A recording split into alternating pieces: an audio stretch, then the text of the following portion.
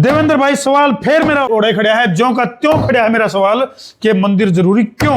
मंदिर में अगर आप जाओगे आप देखोगे कपड़े भी अच्छे पहनते हैं लोग। कपड़े तो चर्च में ही बढ़िया पा रहे हैं, पैंट कोट डाल के सूट बूट डाल के चर्च में भी तो बढ़िया डाल रहे हैं। ठीक है सर, मस्जिद में कौन सा मैले कपड़े डाल के चल रहे हैं? तो वैसे तो भाई 14 फरवरी में कई सारे यूथ हो जे हैं, वो उलझे रहे हैं उसमें। वैलेंटाइन डे सनातनियों में हथियार बांटने की तैयारी तो नहीं आप लोगों की?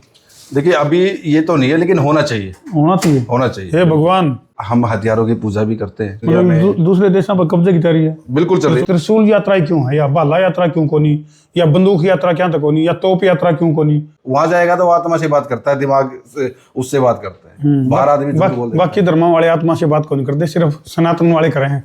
धर्म हमारा या तुम्हारा या सबका? तो देवेंद्र भाई, एक तरफ तो सनातन में गाय को माता माना जावा है और आप जो है ना नारे लगाओ हो भी गौ माता की जय, लेकिन जो सनातन विरोधी ताकतें हैं वो उसी गाय माता का बीफ बना के थाली में धरकर खा के स्वाद ले लेके, और आजकल जो है वीडियो वायरल हो रही है सोशल मीडिया पे, उनको क्या जवाब देना चाहोगे आप? ये बड़े दुर्भाग्य की बात है धर्मो भाई, मैं आपको बताना चाहूंगा कि आज हम ये ज्यादातर हमें सनातन धर्म को नीचा दिखाने के लिए कुछ लोग ऐसा कर रहे हैं और बताते हैं कि हमारी बड़ाई होती है। ये ऐसा नहीं है। वो कहते हैं कि आप गाय को पूजते हो, हम इसको गाय को काट के खाते हैं। हम तो पूजते तो हम धरती माता को भी है, हम सूर्य को पूजते हैं, काट के खा जाओ ना। हम तो वायु देवता को, वायु को भी देवता मानते हैं, वायु को उसको खत्म कर दो ना। हम अग्नि देवता को पूजते हैं, क्या अग्नि को खत्म कर दो ना। तो ये एक गाय एक ऐसी, वो तो बेचारी वैसी पशु है, सॉफ्ट टारगेट है, सॉफ्ट है, तो उसको सॉफ्ट टारगेट है, बेजुबान है, बेजुबान है, तो उसको कर सकते हैं। हम हमारी सारी, हम प्रकृति को पूजते हैं, क्या उसको खत्म कर देंगे? बिल्कुल। तो ये गलत है, ये नहीं होना चाहिए।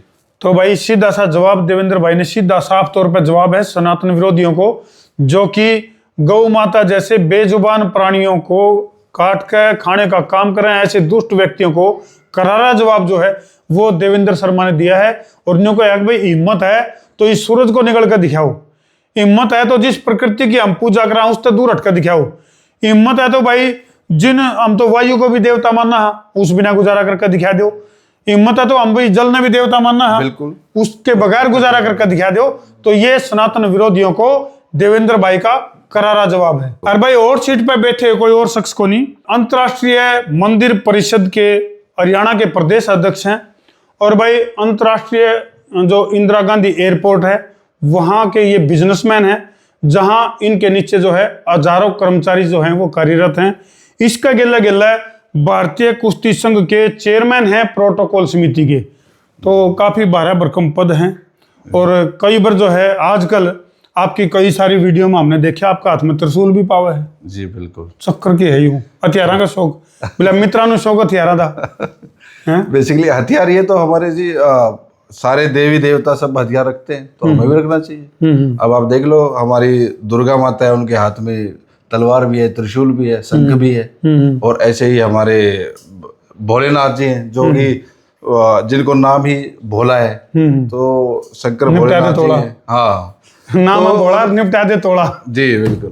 तो वो त्रिशूल रखते हैं। तो हनुमान जी हैं जो गदा रखते हैं, जो हर स्थिति में किसी भी स्थिति से निपटने के लिए होनी चाहिए, और हमारे पास भी रहना होना चाहिए। मतलब मैं समझ गया कि देवेंद्र भाई जो है खुद तो इस तरह की स्थिति में है, अगर कोई असामाजिक तत्व है उसको किस तरह से लीगल तरीके से निपटाना है, इसका गिल्ला गिल्ला नौजवाना की ऐसी फोर्स तैयार करने लग रहे हैं।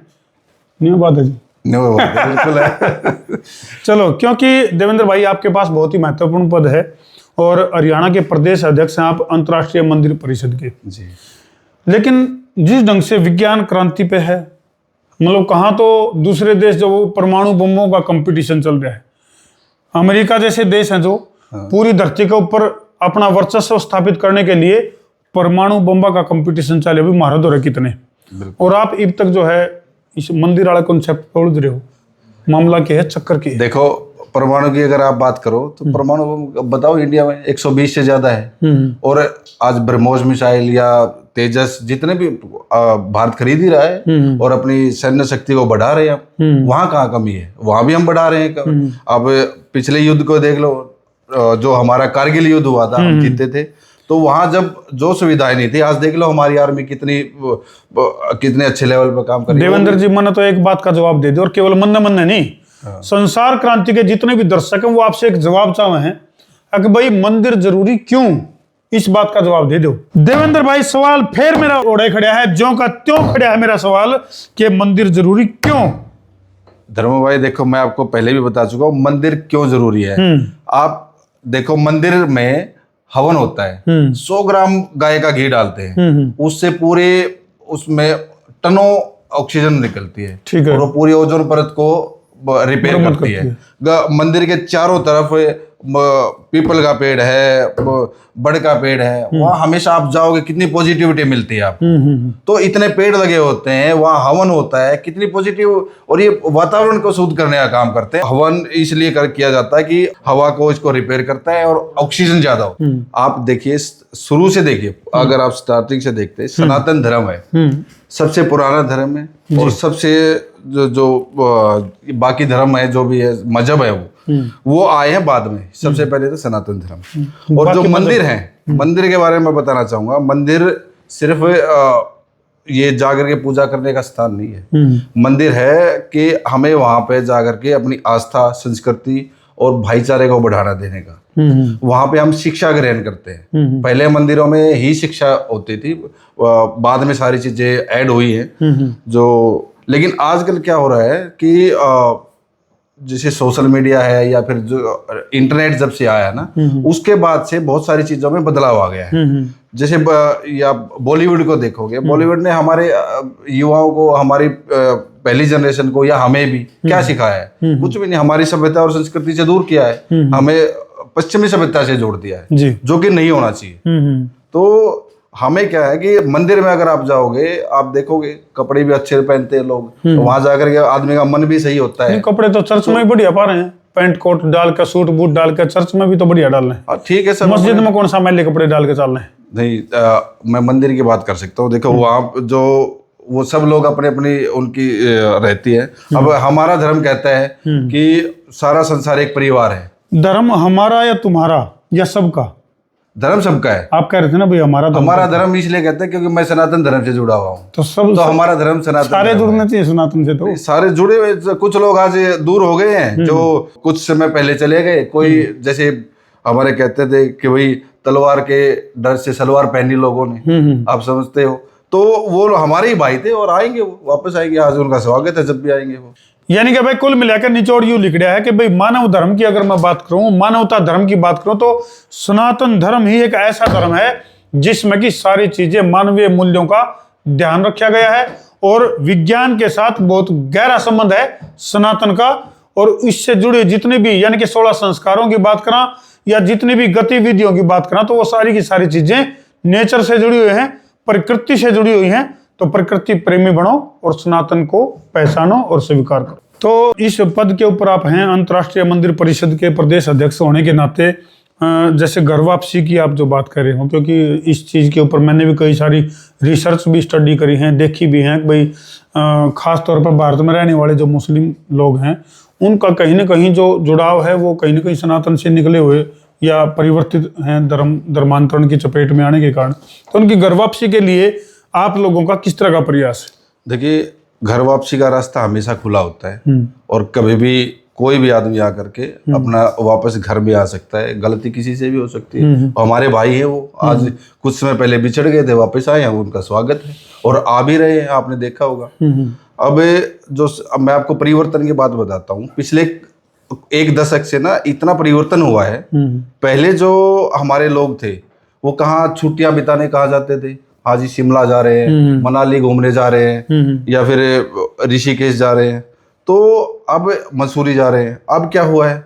अब आप देखोगे पिछले कुछ समय से कहाँ भीड़ रहती है, या तो आप खाटू श्याम चले जाओ, वहाँ भीड़ मिलेगी बहुत ज्यादा। सालासर है, खाटू श्याम है, या जहाँ भी, या 12 ज्योतिर्लिंग धार्मिक स्थलों पे लोगों को समझ आ रहा है कि हमारी जड़ें कहाँ हैं, हमें कहाँ रहना है, हमें क्या करना है। और जो आदमी मंदिर में जाता है ना, मंदिर में रह करके, पहले हमारे बुजुर्ग क्या करते थे कि चलो भाई, अगर कोई कुछ हादसा हो जाता था कि भाई कहाँ कोर्ट या न्याय वैसे नहीं होते थे, वो कहते हैं मंदिर में चलो भाई, मंदिर में जाके इससे जल उठवाओ, वो बताए, ताकि वो आत्मा से बात करे। वहां जाएगा तो वो आत्मा से बात करता है, दिमाग से उससे बात करता है। बाहर आदमी झूठ बोल देता है। बाकी धर्मों वाले आत्मा से बात को नहीं करते, सिर्फ सनातन वाले करे हैं।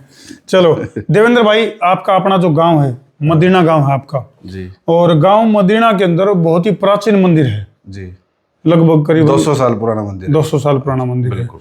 तो उस मंदिर के बारे में क्या आसपास में अवधारणा है, उसकी विशेषता की है, थोड़ा सा दर्शक जी, जानना मैं आपको बताना चाहूँगा। बेसिकली मेरा गांव मदीना है, जो कि गोहाना के पास सोनीपत में पड़ता है। और हमारा मंदिर है, शिवालय बोलते हैं हम सारे। शिवालय बहुत सारे गांव में हर जगह सबसे पहले मंदिर शिवालय ही बनते थे। जी। तो शिवालय है हमारा, और 200 साल से ज़्यादा पुराना मंदिर है। आज जितने भी मेरे गांव में बुजुर्ग हैं, एक भी बुजुर्ग ये नहीं कहता कि भाई मैंने इसको मंदिर को बनते हुए देखा। मतलब 100 साल तक, 90-95 साल तक के भी, तो उनको भी नहीं पता। और वो भी यही बताते हैं, उनसे ही हमने सुना है कि ये तो बहुत पुराना मंदिर है जी, ये तो हमारे दादा परदादा के टाइप का मंदिर है। तो वो सुनते हैं, तो उसकी जो है 200 से ज़्यादा ही है उसका समय। उस मंदिर में क्या था जी, अभी मैं काफ़ी साल से गांव छोड़ करके और वहाँ रहता हूँ, दिल्ली में, वहाँ मेरा व्यवसाय है, तो वहीं रहता हूँ मैं। तो कोरोना समय के काल में मैं थोड़ा सा फ्री था, तो उस टाइम पे 1-2 भाई मेरे से जुड़े। उन्होंने कहा जी आप इस मंदिर से जुड़ो, थोड़ा सा इसमें कुछ नवीनीकरण हो जाए, कुछ अच्छा हो इसमें। तो मैंने कहा ठीक है। उस समय भी था। और पहले क्या था, पहले थोड़ा सा अब आर्थिक स्थिति भी अच्छी नहीं थी। अब हमारे गांव के युवाओं की, हमारी भी, हम सब की आर्थिक स्थिति थोड़ी सी ठीक हुई है, मजबूत हो तो। हाँ, मजबूत हुए हैं जी। बिल्कुल, बहुत बढ़िया। चलो बधाई हो इस बात के लिए, बहुत बहुत धन्यवाद जी, और भोलेनाथ की कृपा है जी। तो देवेंद्र भाई, अभी सुनने में ये आ रहा है कि भाई आप है ना, एक बहुत बड़ी त्रिशूल यात्रा जो है वो आप लोगों का जो संगठन है वो निकालने जा रहा है। पीछे भी कई यात्राएं निकल चुकी हैं। सबसे पहले तो यह बात जानना चाहूँ मैं कि भाई त्रिशूल यात्रा क्यों है, या भाला यात्रा क्यों को नहीं, या बंदूक यात्रा क्या तक होनी, या तोप यात्रा क्यों को नहीं, या त्रिशूल यात्रा क्यों है? देखिए मैं बताता हूँ। हमारे मंदिर में, जैसे मैं वो पूरा कर देता हूँ, जो पहले बात हुई थी हमारी, मंदिर से मैं जुड़ा 2020 से, और हर साल हम वहाँ पे भंडारा भी करवाते हैं और एक बहुत पवित्र कलश यात्रा करवाते हैं। आपको तो पता ही है कलश यात्रा क्यों कराई जाती है। और कलश यात्रा के साथ साथ उसमें जैसे 400 से 500 महिलाएं, बहनें, हमारी माताएं उसमें भाग लेती हैं, जिसका बहुत ही पॉजिटिव जो है रिस्पॉन्स आता है, और आगे बढ़ चढ़ करके भाग लेते हैं। हमारे गांव वाले बुजुर्ग भी और बच्चे भी सब साथ देते हैं, और बड़ा अच्छा लगता है। हमारा बहुत बड़ा त्योहार की तरह मनाते हैं हमारे को, पूरा गांव और आसपास के गांव है जो, तो वो सब ध्यान देते हैं इसमें। अभी पिछले साल मैं अंतर्राष्ट्रीय मंदिर परिषद में, जो हमारे दीप सिहाग जी हैं, नवीन नयन जी हैं जो महामंत्री हैं जी, अंतर्राष्ट्रीय मंदिर परिषद में दोनों अच्छे पद पे हैं, तो उनसे मिला मैं। और उन्होंने मैं उनसे प्रभावित हुआ जब त्रिशूल यात्रा उन्होंने करवाई, जो कि त्रिशूल 108 त्रिशूल, और उसमें क्या था कि 12 ज्योतिर्लिंग और 52 शक्तिपीठ और कुंभ में, प्रयागराज में कुंभ में जो है उसकी यात्रा करवाई।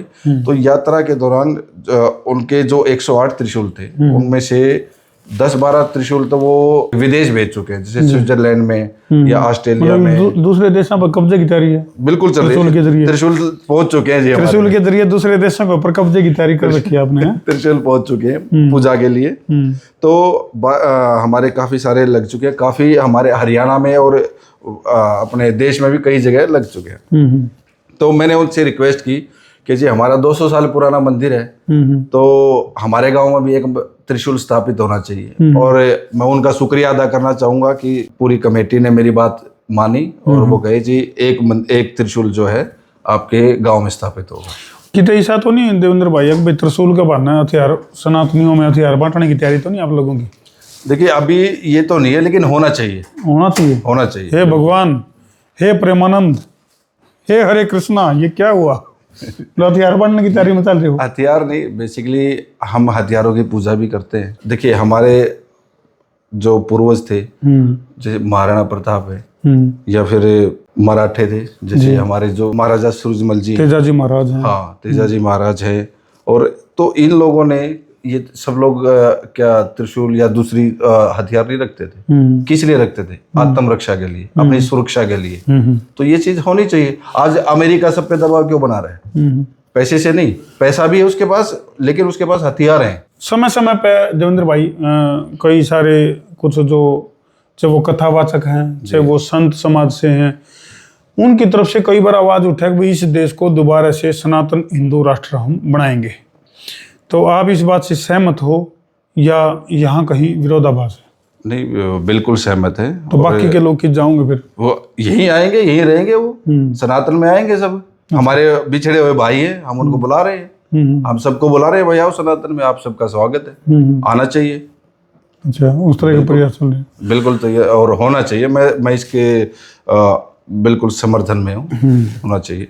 तो देवेंद्र भाई, त्रिशूल यात्रा जो है आपकी, अभी जो आगे जो त्रिशूल यात्रा आएगी, ये कौन सी त्रिशूल यात्रा है और इससे पहले कितनी यात्राएं निकाल चुके हो? देखिए, इससे पहले हम 5 कलश यात्रा निकाल चुके हैं। अभी ये 6ठी हमारी जो यात्रा कलश यात्रा है, इसके साथ ये पहली हमारी त्रिशूल यात्रा होगी, जो कि पहली बार हमारे गांव में त्रिशूल स्थापित किया जाएगा हमारे शिव मंदिर में। तो ये मेरे गांव के लिए, मेरे आसपास के गांव के लिए बड़े सौभाग्य की बात है कि एक इतनी बड़ी शक्ति हमारे गाँव में आ रही है। तो मैं अब चाहता हूँ कि मेरे एरिया में, हमारे गाँव में सुख शांति रहे और सब कुशल मंगल रहे। तो ये जो त्रिशूल यात्रा है, ये सिर्फ एक हरियाणा में ही आप इसको निकाल रहे हो या पूरे देश का कोई मकसद बना कर चल रहे हो? बड़ा मकसद क्या है इसका? देखिए, मकसद तो यही है कि सबको सनातन से जोड़ने का है। हमें दोबारा से सबको सनातन से जोड़ना है। हमारी जनरेशन इससे थोड़ी सा दूर हो गए थे। अब पहले क्या रहता था कि नहीं, हम तो जी पूजा करते ही नहीं, हम तो करते नहीं, मैं तो नास्तिक हूँ। खुद मैं भी पहले, अगर सच बताऊं मैं आपको, पहले मैं खुद अपने आप को नास्तिक कहता था जी, नास्तिक हूं मैं तो, क्या ही है। और ये कहना बहुत इजी होता है, आसान होता है, क्योंकि नास्तिक कहने से ना उसकी सारी जिम्मेदारियां दूर हो जाती हैं, उसकी मेहनत खत्म होगी, मेहनत खत्म होगी, नास्तिक अंधे है कि वो क्या नहीं मानता। हाँ, वो क्या, और जैसे ही आप उसमें आओगे तो उसकी जिम्मेदारियां बढ़ती है, जवाबदेही बनती है कि मुझे क्या करना है और क्या नहीं करना है। समाज के प्रति आपको जागरूक रहना है, उनके प्रति आपकी जिम्मेदारियां रहती है, वो जिम्मेदारियां पूरी करनी है। सनातन और साइंस का कितना तालमेल मानना हो आप? क्योंकि जैसे केवल धर्म की अगर हम बात करते रहे, वही बात है, भले दुनिया चांद पर जाली और हम भी थोड़ा बचा डर उतरा। हाँ, मान लो अगर आप बात करा, भाई कहावत है हरियाणवी में ये, तो कई जो देश हैं वो विकसित देश बन चुके हैं, जबकि अपना देश है वो विकासशील देशों की गिनती में है। और यदि हम इसी मंदिर में, इन चीज़ों में उलझे रहे, मंदिर, मस्जिद, गुरुद्वारे या इन चीज़ों में, तो देश तरक्की कैसे करेगा? देखिए, मंदिर पहले भी थे, मंदिर से लोग पहले भी जुड़े हुए थे, और इसीलिए हम विश्व गुरु भी थे।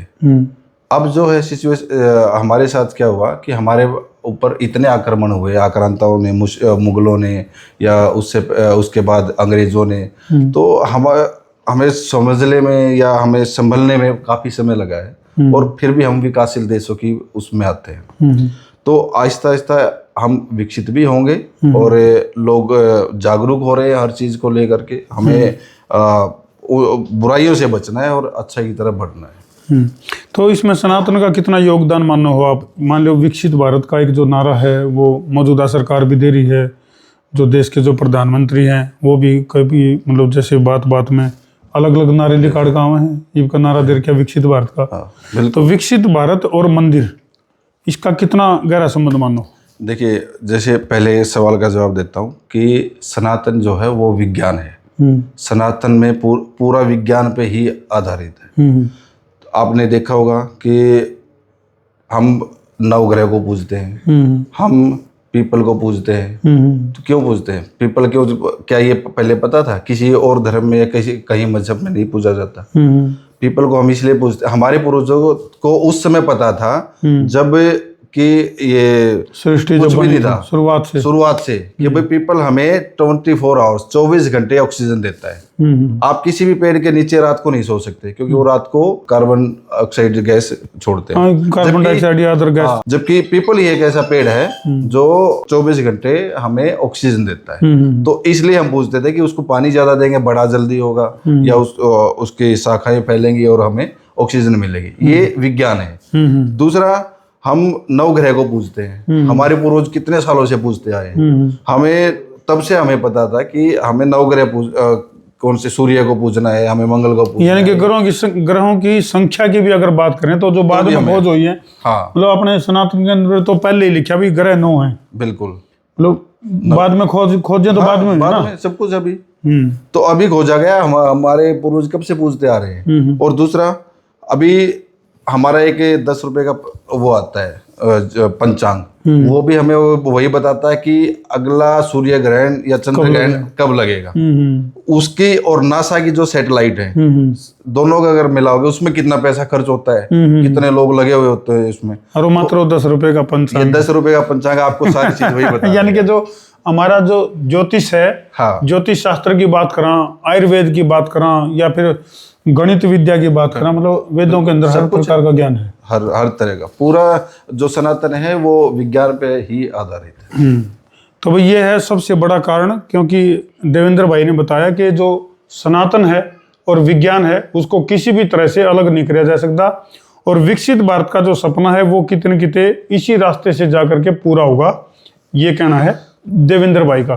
तो वैसे तो भाई 14 फरवरी में कई सारे यूथ हो जे हैं और वो उलझे रहे हैं उसमें। वैलेंटाइन डे भी शायद 14 तारीख का है। 14 फरवरी का जो दिन है वो ऐतिहासिक दिन है, और एक तरफ तो पुलवामा अटैक की अगर बात करें ब्लैक डे के रूप में भी देश भर में मनाया गया था, क्योंकि उसमें कई सारे अपने जो आर्मी के जवान है वो शहीद हो गए थे। और भाई उसी 14 फरवरी के दिन मदीना गांव के अंदर, मैंने कह सकूं आसपास में शायद ही सबसे प्राचीन मंदिर है मेरे ख्याल से मदीना का। ये हाँ काफी प्राचीन मंदिर है, और इसी प्राचीन मंदिर से, मदीना से ही ये कलश यात्रा जो है वो निकलेगी। ये हमारा प्रोग्राम 14 फरवरी को है, गांव मदीना में है, गोहाना के पास है। और आप सभी भाइयों से निवेदन है कि आप वहाँ जरूर आएं। आप सभी सादर आमंत्रित हैं। हमारे काफ़ी जो मित्र जो गांव के हैं या आसपास के हैं वो उसमें पूरा सहयोग कर रहे हैं जी। तो आप सब आएं और इसकी शोभा बढ़ाएं। 14 तारीख का निमंत्रण है आप सबका। न्योंदा है सबका है। हाँ, आप सबका चोला न्योंद है। चोला न्योंद है जी। चोला न्योंद दे दी भाई देवेंद्र भाई ने। हाँ, आप सब का सादर अभिनंदन है। वहाँ पे आप आइए। सुबह हमारी जैसे कलश यात्रा होती है, उसके साथ हमारी त्रिशूल यात्रा होगी, और भजन और भंडारा दोनों हम गांव के सहयोग से हम सब करते हैं 14 फरवरी का। जी बिल्कुल। और देवेंद्र भाई ने खुला न्योंदा जो है वो आप लोगों को दे दिया, चुल्ला न्योंद दे दी है। सब ने जो है ज्यादा से ज्यादा संख्या में देवेंद्र भाई के निमंत्रण पर उधर पहुंचना है 14 फरवरी। कदे उसमें उलझे रहो भाई, वैलेंटाइन डे में उलझे रहो कदे। और एक हमारा ही गांव ऐसा है मदीना जी, अभी हमने एक नया मंदिर बनाया था जिसमें 7 मूर्तियां हमने स्थापित की थी गांव वालों ने। तो उसमें क्या है, सारे देवी देवता हमारे जितने भी हैं वो आ रहे हैं, वो ऑलरेडी स्थापित हैं। और आप देखोगे बड़ा भव्य शानदार मंदिर बना हुआ है। अभी लेटेस्ट हमने बनाया है शनि मंदिर। उस दिन शनि मंदिर की भी प्राण प्रतिष्ठा है, मैं आप सबको बता दूं। तो उस दिन काफी सारा मतलब हमारा बिजी शेड्यूल है और काफी भव्य प्रोग्राम रहेगा। तो और ये सबसे ज्यादा मैं अपने गांव वालों का मैं धन्यवाद करना चाहूंगा कि वो लोग जुड़े हैं और आगे बढ़ के, युवा जितने हैं सभी आगे आकर के कर रहे हैं कि भाई ये काम हमें जरूर करना। अनु भी बताया थे उनको उसमें ना उलझियो वैलेंटाइन डे में। हाँ ना, हमारे गांव के और एरिया के बच्चे ना समझदार हैं। तो वो इन चीजों से दूर रहते हैं। चलो भाई कर दो वीडियो ने शेयर। और भाई शास्त्रों में लिखा है न तस्य प्रतिमास्ते यस्य न महद यश है, यानी कि उसका जिसका महान यश है वो जर्रे जर्रे में, कण कण में व्यापक है, परमपिता परमात्मा। और भाई उसको जानो और सनातन की जड़ों की तरफ, यानी कि हमारी जो जड़ें हैं उसकी तरफ पहुंचो, सनातन की तरफ लौटो, तभी जाकर के अखंड भारत, स्वस्थ भारत, मस्त भारत और विकसित भारत का निर्माण हो पाएगा। सनातन का और विज्ञान का बहुत गहरा संबंध है। तो देवेंद्र भाई ने कई सारी चीजें उनके ऊपर से पर्दा हटाने का काम किया है। मैं आखिर में कहना चाहूंगा कि भाई मेरा सिद्धांत है कि किसी का बुरा नहीं करना है दोस्तों। भाइयों, किसी का बुरा नहीं करना है तो भगवान आपके साथ हमेशा रहेंगे। बस इस सिद्धांत से जीना है। ये यानी कि भाई ये देवेंद्र भाई ना बहुत गजब की बात है। और वो लिखा ना भैया, सर्वे भवन्तु सुखिनः सर्वे सन्तु निरामया सर्वे भद्राणि पश्यन्तु माँ काजी दुख भाग भवेत, अर्थात प्राणी मात्र के कल्याण की कामना। बिल्कुल। एक मंत्र है जो कि मैं सुनता हूँ ज्यादातर, तो आप लोगों को भी ये सुनना चाहिए। कृष्णाय वासुदेवाय हरे परमात्मने प्रणतः क्लेश नाशाय गोविंदाय नमो नमः। और हमेशा ये मंत्र गाड़ी में बैठने से पहले या जहाँ भी आप हैं वहाँ आप मन में गुनगुना सकते हैं। उससे हमें पॉजिटिविटी मिलती है बहुत ज़्यादा। तो ये ज़रूर आप सब मंत्र करें। तो हमने जो है अंतर्राष्ट्रीय मंदिर परिषद के जो प्रदेश अध्यक्ष हैं देवेंद्र शर्मा जी, इनके विचार किसे लगे कमेंट सेक्शन में जरूर लिख दियो। और भाई जो मंदिरों की जरूरत है उसके बारे में भी देवेंद्र भाई ने बताया कि भाई मंदिर कितने जरूरी हैं, क्यों हैं। चलो भाई कर दो वीडियो ने शेयर, सवा share, Gabbar share, Babbar share बिना देर। मैं हूं आपका अपना देसी पत्रकार धर्मू। जय जवान, जय किसान, जय हिंदुस्तान, जय श्री राम। जय श्री राम।